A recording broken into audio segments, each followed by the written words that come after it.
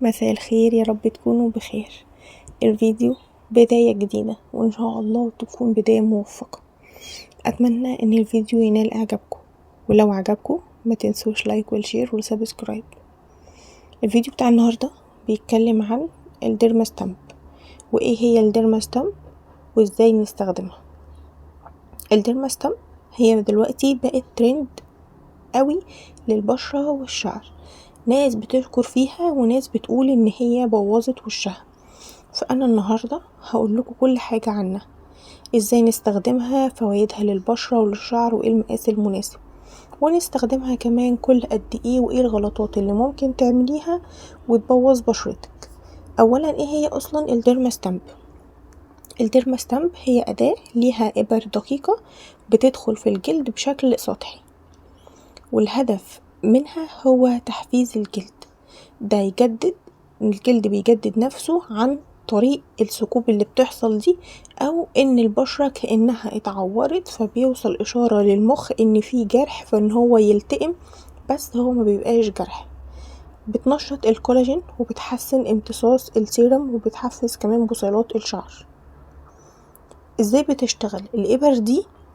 لما بتلمس الجلد زي ما انا لسه قايله لكم الجسم بيعتبر ان ده جرح سطحي بسيط، فبيبدأ يفرز الكولاجين علشان الجلد يتجدد ويبقى اقوى مع الوقت. علشان كده النتيجة بتاعتها مش بتبان في الوقت بسرعة، لا، بتبان بس بعد فترة، يعني نتيجتها تراكمية. طيب، ايه الفرق ما بين الديرما رولر والديرما ستامب؟ الديرما رولر هي بتبقى زي الرول كده، بتفضل تتحرك وتلف، دي احسن للبشرة. طيب، والديرما ستامب احسن للشعر. كده احنا عرفنا ايه للبشرة وايه للشعر. المقاس المناسب للبشرة وهو الربع لو انتي لسه مبتدئة، لو عندك مسام خفيفة فبيبقى نص، وللشعر لو انتي لسه في الاول في تساقط خفيف بيبقى نص، ولو عندك فراغات بيبقى 1 ملي. اكتر من كده تعمليها بقى عند حد او كده. ده للشعر.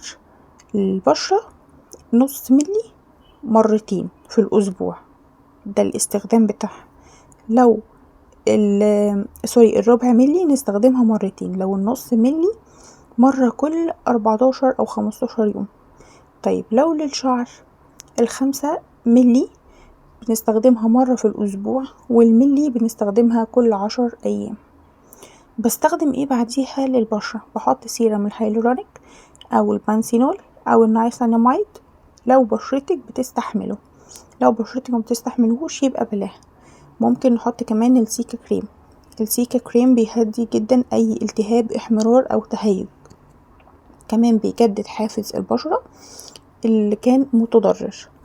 طيب، ممنوع منعا باتا نهائيا ان احنا نحط فيتامين سي او ريتينول او اي حاجة فيها احماض، يعني مقشرات او حاجة فيها عطور. البشرة هتبقى متهيجة وهيحصل فيها سايد افكت، وهيبقى كل حاجة كنت بتتمنيها هتلاقي عكسها، يعني البشرة هتتدمر حرفيا. طيب، لو احنا هنعملها علشان نحفز بصيلات الشعر وعلشان نتقل الشعر وكل الحاجات دي، هنحط فيه امبولات بتبقى في الصيدلية بتعمل تقوية لبصيلات الشعر، نقدر نستخدمها بعد الديرما. ممكن نستخدم المينوكسيديل بعد 24 ساعة. ممنوع نحط اي حاجة فيها كحول على شعرنا. ممنوع نحط اي زيوت تقيلة، لان فروة الشعر بتكون مفتحة، المسامات بتكون مفتحة، فممكن تاخد الشعراية وتقع. ممكن يحصل لك احمرار خفيف، لسعة بسيطة، احساس ان وشك سخن او كده، ده هيروح على طول. بس اللي مش طبيعي ان انتي تلاقيها ملتهبة جامد، او تحسي ان في صديد او حبوب حمرا وكبيرة، او في حروق، ده خلاص على طول توقفيها. امتى ما تستخدمهاش؟ لو كانت بشرتك ملتهبة، او عندك حبوب نشطة، او في اكزيما لا قدر الله، او صدفية، او في جرح مفتوح. كل الحاجات دي ما ينفعش. اعمل ايه قبل ما استخدمها؟ هنضف بشرتي كويس، هستخدم الغسول بتاعي ونضف بشرتي كويس جدا. هعقم الديرما بالكحول اللي هو 70%. لازم بشرتي تكون ناشفة تماما، ايدي تكون نضيفة مغسولة ومتعقمة. بعدها ممنوع منعا باتا ان انتي تحطي ميك اب لمدة 48 ساعة. لازم تستخدمي اي سان سكرين على بشرتك ضروري جدا اللي هو واقي الشمس. ما تغسليش وشك اول 24 ساعة، ما تعمليش بخار طبعا ولا تقشير. طبعا في ناس تقولك بقى دوسي جامد عشان تاخدي نتيجة بسرعة، ده غلط. او استخدميها كل شوية، برضو ده غلط. ان انتي ما تعقمهاش ده غلط. ان انتي تستخدمي مقاس اكبر من اللازم ده برضو غلط. ان انتي تستخدميها انتي وحد بقى ويلا والدنيا تمام، ده برضو غلط. علشان تبقى النتيجة ممتازة لو استخدمتيها صح، لو استخدمتيها غلط هتبقى مشاكل لا يعني بصوا مفيش بقى عدد ليها.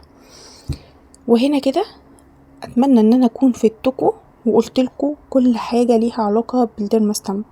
ولو عايزة نتيجة التزمي، اهم حاجة ما تستعجليش. ولو عندك اي سؤال سيبيه في الكومنتات، ولو الفيديو فادك فما تنسيش اللايك والاشتراك. اتمنى بقى الفيديو يكون عجبكم وتكونوا استفدتوا ان شاء الله معايا في الفيديو. هستنى رأيكم، هستنى لايكاتكم والاشتراكات بتاعتكم، وان شاء الله نتقابل في فيديو جديد. وان شاء الله يعني دي هتكون بداية، واللي يقع لازم يقوم عشان يشوف طريقه فيه. نتقابل مرة تانية.